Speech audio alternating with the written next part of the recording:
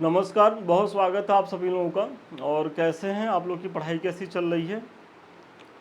और मुझे भरोसा है कि अच्छे ही होंगे और पढ़ाई भी अच्छी चल रही होगी। और हमारा ये प्रयास आप लोगों को कैसा लग रहा है, कमेंट करके ज़रूर बताइएगा।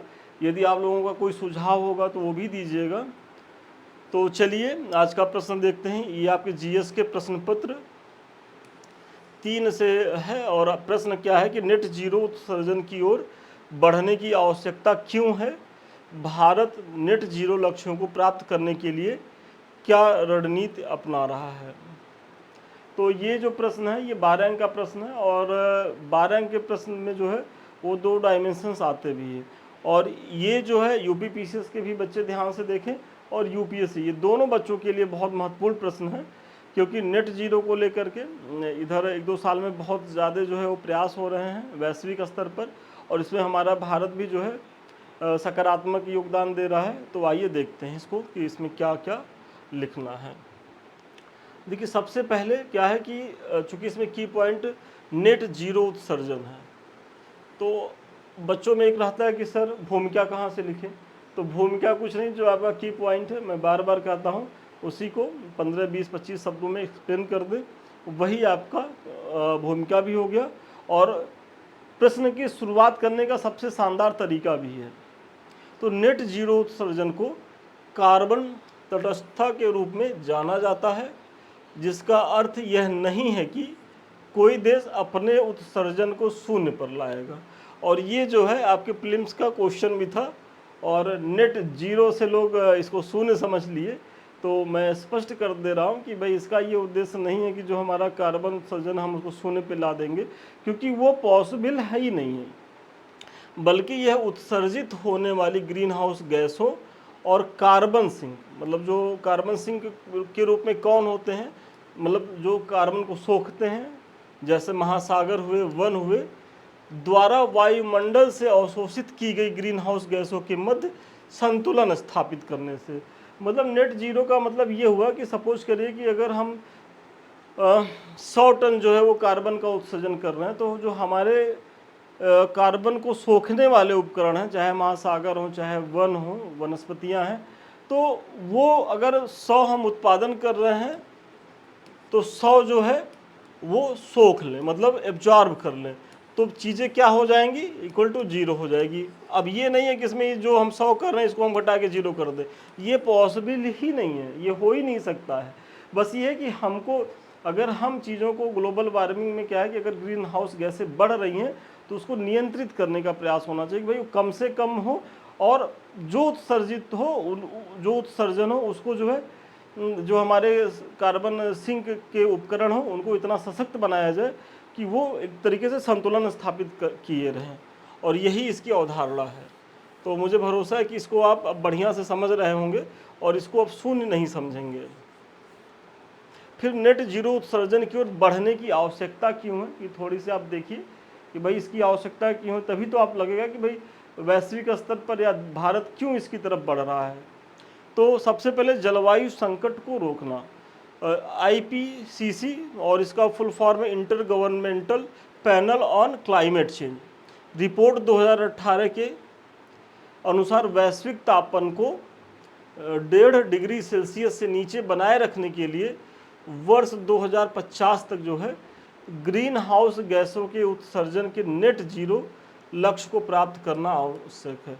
कि मतलब अगर आप नेट जीरो लक्ष्य को प्राप्त करना चाहते हैं तो आपका ये टारगेट होना चाहिए कि वर्ष 2050 तक जो है हम इसके नीचे जो है वो लेकर के आए वैश्विक तापमान की जो दर है।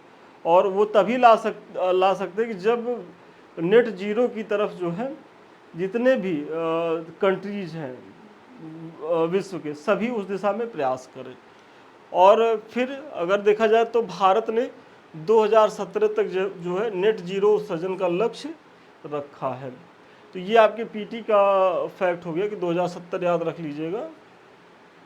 फिर मानव स्वास्थ्य की सुरक्षा के लिए भी ये ज़रूरी है भाई नेट जीरो।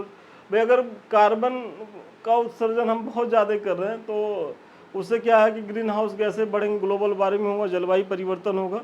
तो वो मानव जीवन के अस्तित्व पे संकट उत्पन्न करेगा। लेकिन अगर इसे हम नियंत्रित कर लें तो इसका जो है हमारे मानव जीवन पे भी बेहतरीन पड़ेगा कि नेट जीरो उत्सर्जन का लक्ष्य वायु प्रदूषण और स्वास्थ्य संबंधी खतरों को कम करने में सहायता करेगा। जियो हेल्थ जर्नल के अध्ययन के अनुसार G20 देशों में केवल विद्युत संयंत्रों से हुए उत्सर्जन को कम करने से वर्ष 2040 तक लगभग 3 लाख लोगों की मृत्यु को जो है वो रोका जा सकता है। मतलब कि ये जियो हेल्थ एक जर्नल है, उसका एक अध्ययन है कि अगर भारत से जो विद्युत संयंत्रों से जो उत्सर्जन हो रहा है, अगर उसको नियंत्रित कर लिया जाए तो 2040 तक इससे जो 3 लाख मौतें होने वाली हैं हम उसको रोक सकते हैं। और इसी तरीके से आपको भी एक दो उदाहरण देने होंगे अपने परीक्षा में, मतलब प्रश्न के उत्तर लिखते समय, क्योंकि यही जो आपके उदाहरण होते हैं ये आपके दावे की जो है वो पुष्टि करते हैं। तो यहाँ आप जो है कवर कर सकते हैं कि जियो हेल्थ जर्नल जो है वो एक आंकड़ा दे रहा है। और ऐसे आंकड़ों को क्या है कि आप जो है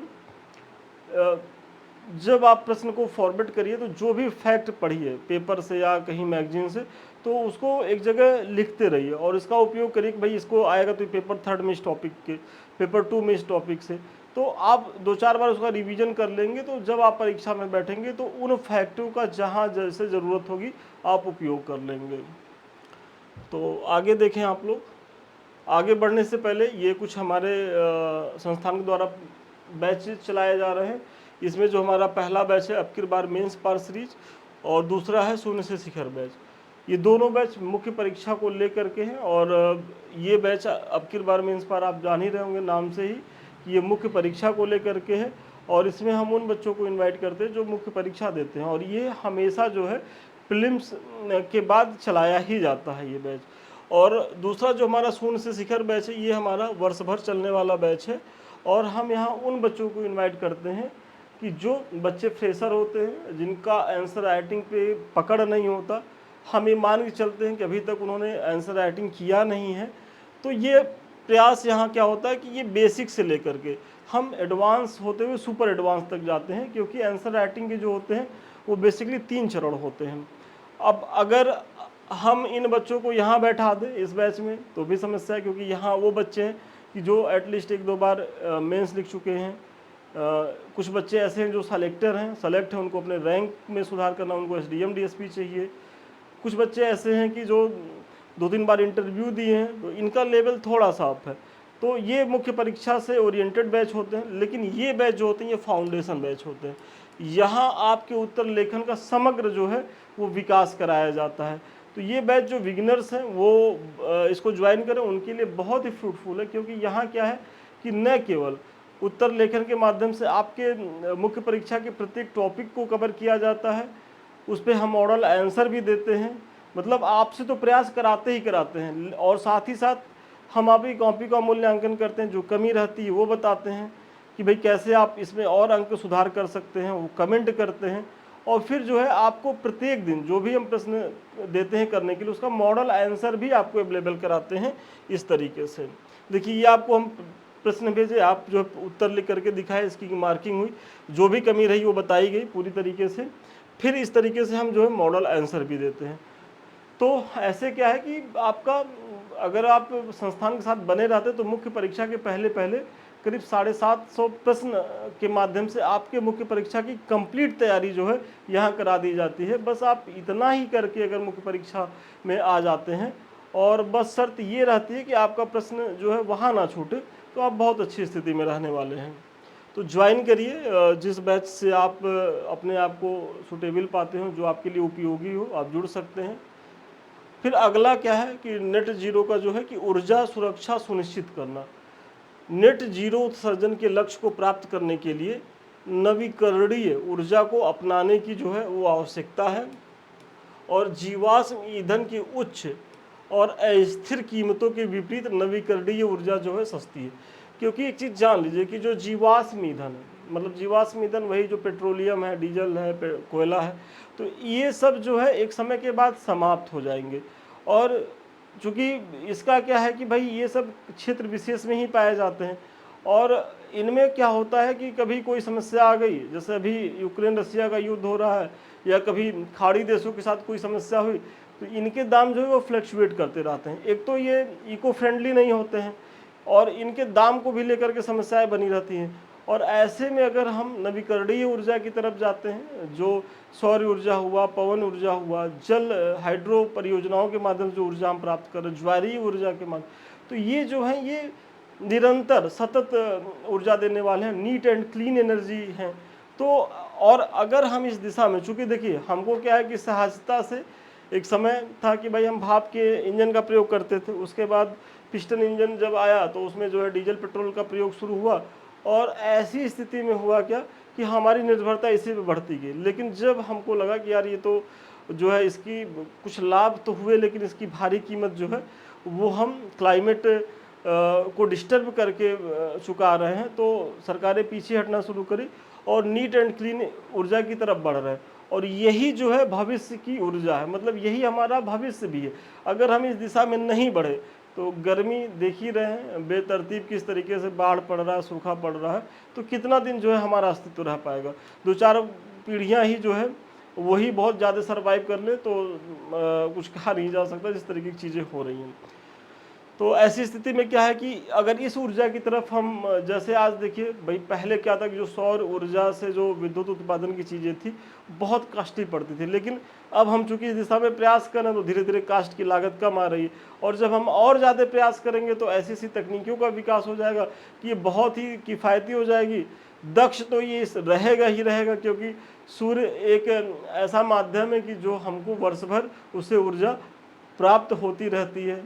तो इसी तरीके से इसका भी है कि नवाचार और आर्थिक समृद्धि को बढ़ावा देने में, नेट जीरो तक पहुंचने के लिए प्रौद्योगिकी में जो है नवाचार की आवश्यकता होगी, और इससे आर्थिक समृद्धि के अवसर भी सृजित होंगे।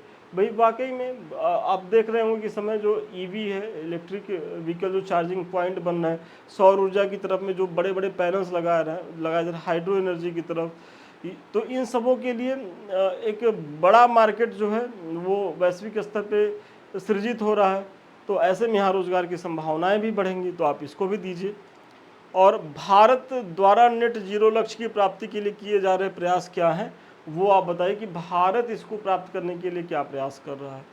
तो निम्न कार्बन विद्युत प्रणालियाँ, मतलब सबसे पहले तो हम निम्न कार्बन विद्युत प्रणालियों का प्रयोग कर रहे हैं, मतलब भारत के द्वारा। और इसमें सबसे पहला प्रयास है कि राष्ट्रीय विद्युत योजना 2023, इसमें है क्या कि इसे 2030 तक 500 गीगावाट गैर जीवाश्म आधारित ऊर्जा जो है प्राप्त करने के भारत के लक्ष्य के साथ जोड़ा गया है। तो एक महत्वपूर्ण प्रयास तो हम इसके माध्यम से कर रहे हैं। दूसरा जो हमारा प्रयास है कि राष्ट्रीय हाइड्रोजन जो हमारा मिशन है, वर्ष 2023 में हरित हाइड्रोजन के विकास के लिए इस मिशन की घोषणा की गई, क्योंकि हाइड्रोजन से जो हम ऊर्जा का जो निर्माण करेंगे वो भी कहीं न कहीं जो है वो नीट एंड क्लीन एनर्जी का ही एक रूप है। तो आप इसको भी दिखाइए कि भारत हरित राष्ट्रीय हाइड्रोजन मिशन के तहत इस तरीके का प्रयास कर रहा है। फिर नवीकरणीय ऊर्जा प्रमाण पत्र एवं नवीकरणीय ऊर्जा खरीद दायित्व जैसे प्रावधानों के माध्यम से ऊर्जा के रूप में एक निश्चित प्रतिशत नवीकरणीय ऊर्जा स्रोतों के माध्यम से उत्पादित करना अनिवार्य बनाया जा रहा है।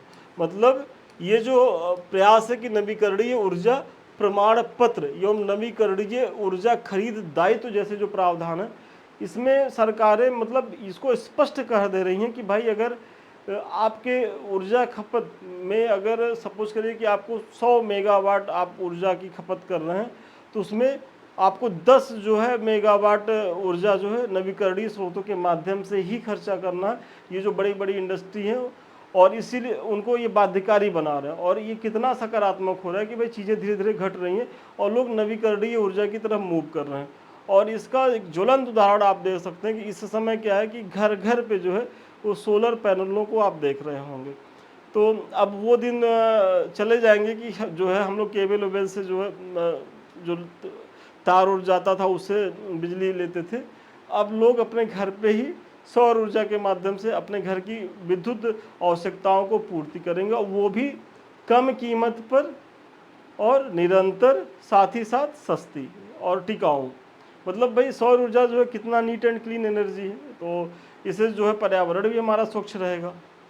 फिर ऊर्जा भंडारण दायित्व का भी प्रयास हो रहा है कि वर्ष 2022 में भारत सरकार ने व्यापक नवीकरणीय ऊर्जा खरीद आवश्यकताओं की मांग के रूप में इसकी शुरुआत की है कि भाई ऊर्जा भंडारण दायित्व की, इसके माध्यम से क्या है कि हम वृहद स्तर पर जो नवीकरणीय ऊर्जा के माध्यम से जो है उसको हम स्टोर करेंगे और आवश्यकता के अनुसार जो है उसका उपभोग करेंगे। तो ये भी एक प्रयास है कि भाई हम भंडारित भी करेंगे। फिर एकीकृत एवं कुशल प्रणाली, इसके तहत क्या है कि COP26 में भारत ने दोपहिया और तिपहिया वाहनों पर ध्यान केंद्रित करते हुए 100% इलेक्ट्रिक व्हीकल डिक्लेरेशन पर जो है हस्ताक्षर किए हैं, जिसके तहत वर्ष 2026 तक सभी दोपहिया वाहनों को इलेक्ट्रिक बनाने की योजना पर कार्य कर रही है। मतलब जो COP26 में भारत ने जो है ये प्रयास किया है कि जो भी हमारे दोपहिया और तिपहिया है इनमें जो है हम इसको इलेक्ट्रिक धीरे धीरे बनाएंगे, इलेक्ट्रिक वाहन बनाएंगे। और 2026 तक तो भारत सरकार का ये प्रयास है कि जितने भी टू व्हीलर्स हैं उसको ईवी में जो है वो तब्दील कर दिया जाए। और आज देख रहे होंगे कि आप अगर 10 मोपेड जो है गाड़ियाँ टू व्हीलर की अगर मार्केट में आपको दिखाई दे रही हैं तो उसमें से वर्तमान में 3-4 तो ईवी आ ही गई हैं। और इनका ज़्यादा विकास जो है जो बड़े बड़े महानगर हैं उनमें देखा जा रहा है, और धीरे धीरे ये रूरल एरियाज़ में भी जाएंगी, क्योंकि ये सस्ती भी है, किफ़ायती भी हैं और टिकाऊ तो नहीं कहा जा सकता, क्योंकि अभी इतना समय हुआ नहीं है कि टिकाऊ वाले पक्ष पे कुछ बोला जाए, लेकिन सस्ती तो पड़ ही रही हैं। और सस्ती इसलिए पड़ रही है, देखिए अगर वैसे कास्ट देखा जाए तो कास्टली है, लेकिन सस्ती इसलिए पड़ रही है कि सरकार इन पे बहुत हद तक जो है वो छूट दे रही है, क्योंकि इसमें सरकार के भी जो है वो लाभ है। भाई लाभ यही है कि वो जीवाश्म ईंधन से उसकी जो निर्भरता है वो घटेगी। पहली चीज़, जो पेरिस में जो हमने समझौता किया है, फिर जो हमारा उद्देश्य है कि भाई नेट जीरो को 2070 तक प्राप्त करना है, तो वो कैसे प्राप्त होगा? इन्हीं सब प्रयासों के माध्यम से होगा। और फिर क्या होगा कि हमारा जो एक वैश्विक जो एक पहचान बनेगी कि भारत जो है भाई वाकई में जिम्मेदार देश है, वो कोई यदि दावा करता है तो उसमें अमल भी ला रहा है। और इससे जो है हमारी जो सॉफ्ट पावर की जो विदेश नीति है वो भी एक मजबूत होगी। तो भारत में इलेक्ट्रिक वाहनों को तेज़ी से अपनाने और विनिर्माण योजना भारत की ईवी रणनीति का एक प्रमुख घटक है। और इलेक्ट्रॉनिक व्हीकल्स का महत्वता तो आप देख ही रहे होंगे कि किस तरीके से चीज़ें अब बढ़ती जा रही हैं। और कुछ समय के बाद, साल 2 साल के बाद आप देखिएगा जितनी भी प्रमुख कंपनियां हैं वो अपने ईवी गाड़ियों को लेकर के आएंगी, और बहुत जल्दी जो है वो डीजल जो गाड़ियां वो अतीत बनने वाली हैं, और 15-20 साल में पेट्रोलियम से भी चीज़ें पूरी तरीके से ख़त्म होंगी। ज़माना इसी का है। इसलिए अगर कोई पेट्रोल टंकियों के लगाने के लिए सोच रहा होगा तो ना सोचे। अभी हमारे एक परिचित थे, उन्होंने कुछ दिन पहले ही हमको फ़ोन किया कि भाई पेट्रोल टंकी लगाना चाह रहे हैं, कुछ तरीका बताया। तो मैंने उनको मना किया कि भाई अब वो समय चला गया है, अब आपको लगाना है तो ईवी चार्जिंग पॉइंट की तरफ जाइए, या फिर आप थोड़ा बहुत अभी CNG WNG की तरफ काम कर सकते हैं, क्योंकि अभी इसमें जो है वो है स्कोप। तो ये चीज़ें हैं। चलिए, वाहनों से होने वाले उत्सर्जन को कम करने के लिए फिर अगला जो भारत प्रयास कर रहा है कि भारत स्टेज 6 उत्सर्जन मानक जो है 2020 को अपनाया गया है। साथ ही साथ इसके लिए स्वैच्छिक वाहन स्क्रैप नीति 2022 भी लाई गई है। मतलब जो भारत स्टेज, सोचिए हम 4 से डायरेक्ट 6 में आए, ये हमारी गंभीरता को दिखाता है। 5 को हमने स्किप करके 6 पे डायरेक्ट हमने उतरा है। और दूसरी चीज़, जो हमारी स्वैच्छिक वाहन स्क्रैप नीति 2022 लाई गई है कि मतलब जो पुराने वाहन हैं जो एक तरीके से पर्यावरण के अनुकूल नहीं है, वो अगर सरेंडर कर रहे हैं तो उनको जो है एक प्रमाण पत्र के माध्यम से जब वो नई गाड़ी खरीदेंगे तो वहाँ छूट दिया जा रहा है। तो तमाम चीज़ों का जो है वो प्रयास किया जा रहा है। फिर भारतीय रेलवे ने वर्ष 2030 तक जो है नेट जीरो उत्सर्जन के लक्ष्य को प्राप्त करने की योजना बनाई है। मतलब हमारा रेलवे भी इस दिशा में बहुत महत्वपूर्ण प्रयास कर रहा है। और अब डीजल जो इंजन है वो बहुत कम दिखाई पड़ते हैं। पहले तो क्या था कि डीजल इंजन ही सब दिखते थे, और वो काफ़ी जो है पर्यावरण के खिलाफ भी होते थे और साथ ही साथ वो बहुत ज़्यादा मतलब खर्चीले भी होते हैं। तो लगभग जो है हम इलेक्ट्रिक इंजन की तरफ मूव कर चुके हैं। 10-12-15% ही चीज़ें होंगी डीजल वाली, और वो भी उन क्षेत्रों में जहां अभी इलेक्ट्रिक लाइन बिछाई नहीं जा सकी, जैसे पहाड़ी, जैसे नॉर्थ ईस्ट का जो क्षेत्र हुआ, जम्मू कश्मीर का क्षेत्र हुआ, वहाँ एक मजबूरी है अभी, नहीं तो हम इलेक्ट्रिक जो है इंजन की तरफ मूव कर चुके हैं। और जो हमारा रेलवे है ये तो 2030 तक ही जो है नेट जीरो कार्बन उत्सर्जन के लक्ष्य को प्राप्त करने का एक टारगेट बनाया है। हमने कब बनाया है, मतलब भारत ने 2070 तक, रेलवे का कब है, 2030 है। तो ये सब फैक्ट भी याद रखिएगा, हो सकता है कि आपके पीटी में ये पूछे जाएं। फिर कम उत्सर्जन वाली औद्योगिक प्रणाली, कार्बन क्रेडिट ट्रेडिंग योजना, उद्योगों में ऊर्जा दक्षता को बढ़ावा देने के लिए वर्ष 2022 में ऊर्जा संरक्षण अधिनियम में संशोधन किया गया है। मतलब इसके तहत हम यही प्रयास कर रहे हैं कि हम उन तकनीकों को अपनाएंगे कि जो एक तरीके से बहुत ज़्यादा कम ऊर्जा की खपत करेंगे और नीट एंड क्लीन एनर्जी की तरफ हम बढ़ेंगे। भारत अंतर्राष्ट्रीय सौर गठबंधन, इसका भी आप जरूर उल्लेख करिएगा, क्योंकि ये भारत का पहल है, भारत के द्वारा, और वर्तमान में इससे जो है 100 से ज़्यादा देश जुड़ चुके हैं, जो इसकी वैश्विक स्तर पर इम्पोर्टेंस को दिखाता है। और इसमें वो देश ज़्यादा हैं कि जहाँ जो है सूर्य का प्रकाश वर्ष भर रहता है, मतलब जो भूमध्य रेखा है उसके बीच में, मतलब अगर देखा जाए तो इक्वेटर, मतलब ट्रॉपिक ऑफ कैंसर और फिर मकर के बीच की चीज़ें हैं। यह मिशन पॉसिबल पार्टनरशिप जैसी वैश्विक ऊर्जा परिवर्तन पहल में भी नेतृत्वकारी भूमिका निभा रहा था। मतलब इतने सारे प्रयास जो है नेट जीरो के लक्ष्य को प्राप्त करने के लिए भारत जो है अपना रहा है। और इन प्रयासों को जो है आप टिप पे याद कर लीजिए, क्योंकि देखिए यहाँ से प्रीलिम्स में भी प्रश्न बनने की हमेशा संभावना रहती है, चाहे यूपीएससी में हो चाहे स्टेट टीसीएस में। साथ ही साथ ये कितना ज़्यादा फ्रूटफुल है कि हो सकता है कि भाई ये 12 अंक में है, केवल भारत के प्रयासों के तहत जो है वो 8 अंक में पूछा जाए, तो आप अब यहाँ से कोई भी प्रश्न आएगा तो आप कर लेंगे।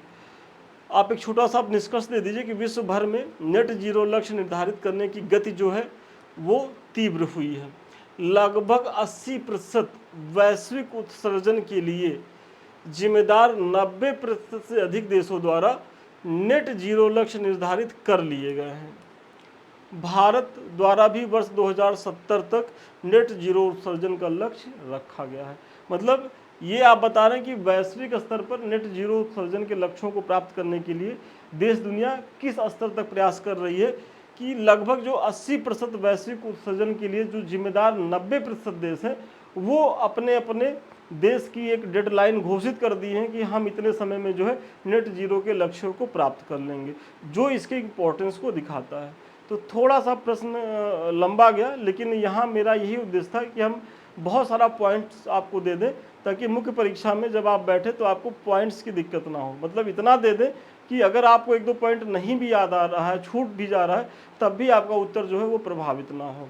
तो चलिए, आज के प्रश्न का उत्तर यहीं तक था, और मुझे बहुत भरोसा है कि इस प्रश्न के माध्यम से न केवल हम जो है आपको एक मॉडल आंसर करवाएं, बल्कि कैसे भूमिका लिखनी, कैसे निष्कर्ष लिखना, कैसे बीच का पार्ट लिखना है, इसके बारे में भी जो है हम कुछ आपको दे पाए होंगे। ये कुछ हमारे लिंक्स हैं। सबसे पहले तो समृद्धि आईएएस का टेलीग्राम, यदि अभी तक आपने इसे सब्सक्राइब नहीं किया तो सब्सक्राइब कर लें। सब्सक्राइब क्या, इसको तो ज्वाइन करना होता है।